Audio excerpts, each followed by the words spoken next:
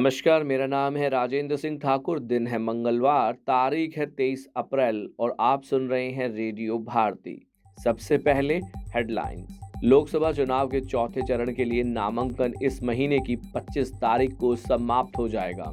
दिव्यांग बच्चों की मां को चाइल्ड केयर लीव देने से मना नहीं कर सकते।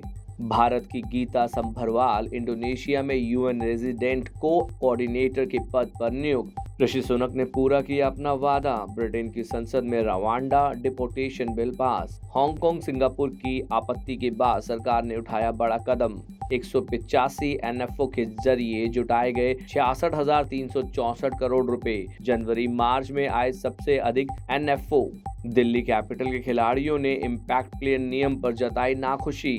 यशस्वी जायसवाल ने जड़ा ताबड़तोड़ शतक। संदीप ने मारा पंजा। राजस्थान ने मुंबई को आसानी से रौंद डाला। अब खबरें विस्तार से।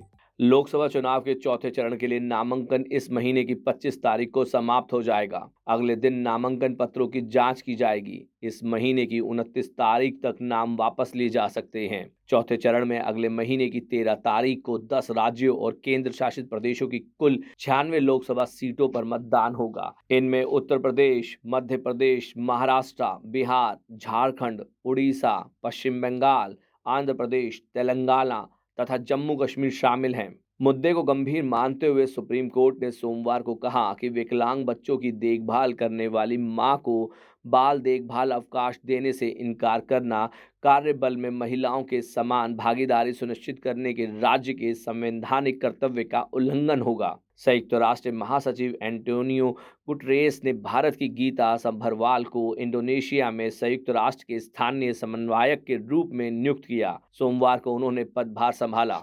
ब्रिटेन की संसद ने विवादित रवांडा डिपोटेशन बिल पारित कर दिया है। संसद के दोनों सदनों में हंगामे के बीच इस बिल को पारित कर दिया गया है। ऋषि सुनक ने पीएम बनने से पहले रवांडा पॉलिसी लागू करने का वादा किया था। एमडीएच एवरेस्ट मसाला रॉ भारत में बिकने वाले मसालों की गुणवत्ता जांची जाएगी। यह फैसला हांगकांग सिंगापुर द्वारा दो लोकप्रिय भारतीय ब्रांडों एमडीएच और एवरेस्ट के मसालों की गुणवत्ता पर चिंता जताने के बाद लिया गया है। हांगकांग के खाद्य नियामक सेंटर फॉर फूड सेफ्टी ने कहा था कि इन मसालों में कीटनाशक एथिलीन ऑक्साइड है, जिससे कैंसर होने का खतरा होता है। नियामक ने विक्रेताओं को इनकी बिक्री रोकने का निर्देश दिया था। म्यूचुअल फंड का संचालन करने वाली परिसंपत्ति प्रबंधन कंपनी ने वित्तीय वर्ष 2023-24 में 66,364 करोड़ रुपए जुटाने के लिए 185 नई फंड पेशकश की थी। यह साल भर पहले की तुलना में 6.5% अधिक है। खुदरा निवेशकों की बढ़ती रुचि और बाजार में तेजी से इसे बल मिला। वित्तीय वर्ष 2022-23 में एएमसी ने 253 एनएफओ की पेशकश कर 62,342 करोड़ रुपए जुटाए थे।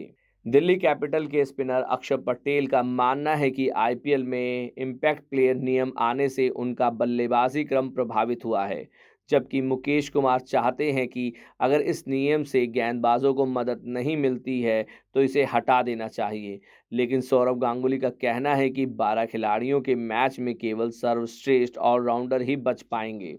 संदीप शर्मा की अद्भुत गेंदबाजी के बाद युवा बल्लेबाज यशस्वी जायसवाल के अविजित शतक के बल पर राजस्थान रॉयल्स ने सोमवार को मुंबई इंडियंस को 9 विकेट से रौंदकर प्लेऑफ के लिए अपना दावा और मजबूत कर लिया। राजस्थान की यह 8 मैचों में 7वीं जीत थी और वह प्लेऑफ में पहुंचने से केवल एक कदम दूर हैं। अब हम लेते हैं आपसे अलविदा, इस वादे के साथ कि आप बने रहेंगे रेडियो भारती के साथ। धन्यवाद।